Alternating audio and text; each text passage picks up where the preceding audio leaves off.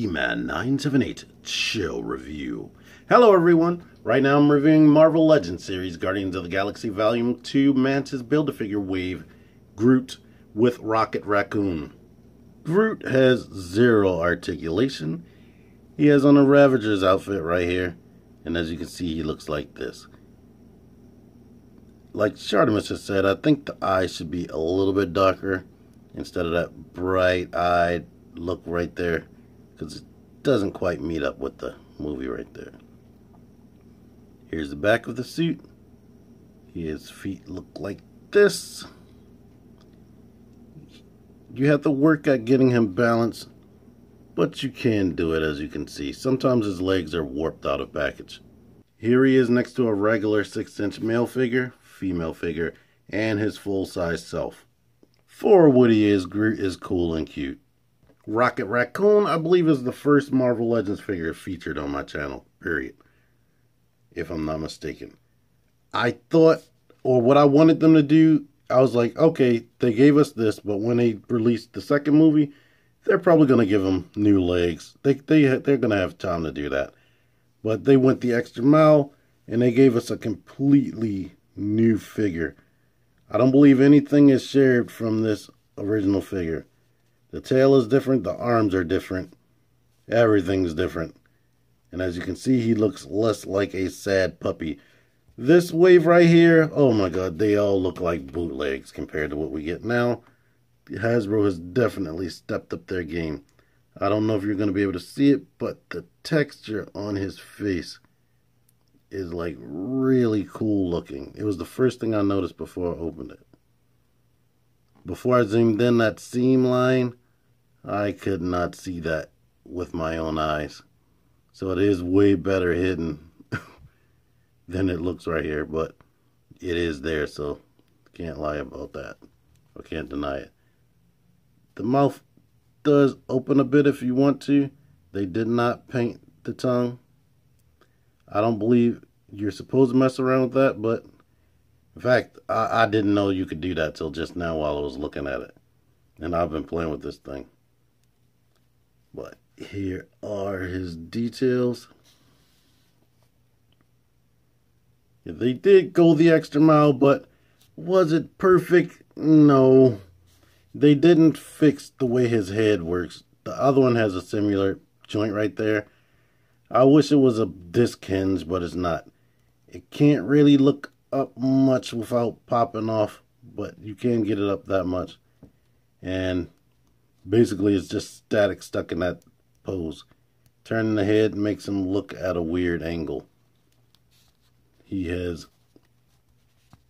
2 points of articulation at the shoulder, 2 at the elbow, and 1 at the wrist. He has no in out movement.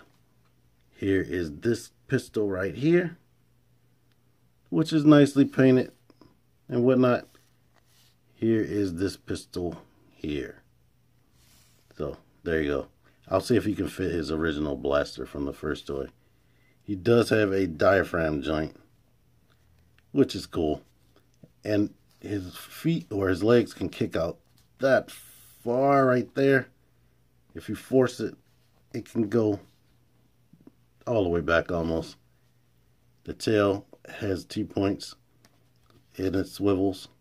Unfortunately, before I get to the rest of this, his tail is just pegged in like that. They didn't even give us like a ball joint. I think it should have been on a ball joint so it wouldn't pop out so easily.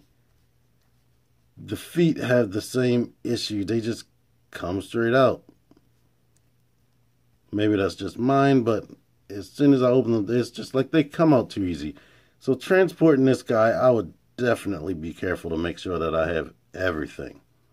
They gave him thigh swivel, which I never thought they would do that.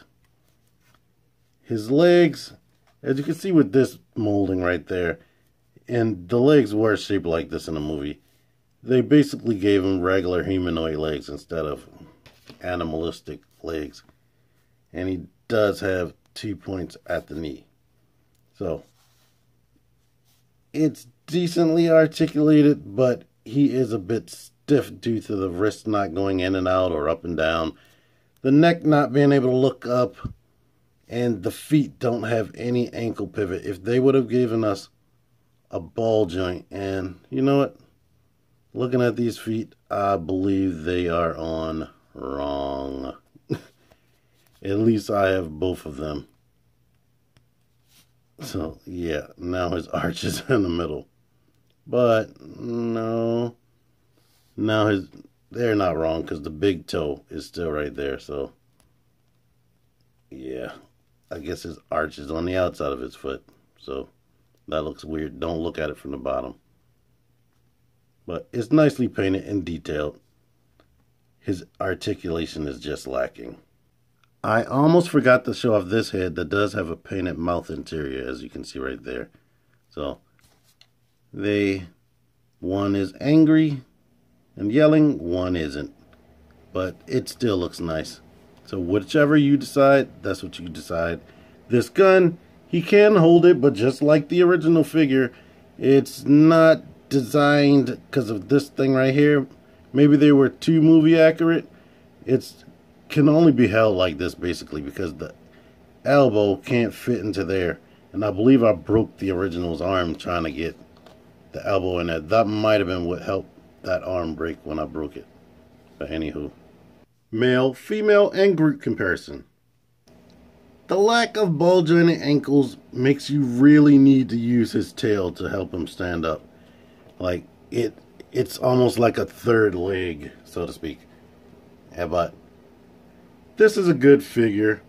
It might get better on their third attempt because of all the complaining I'm doing, and I'm pretty sure other people did complaining. I haven't watched a ton of videos.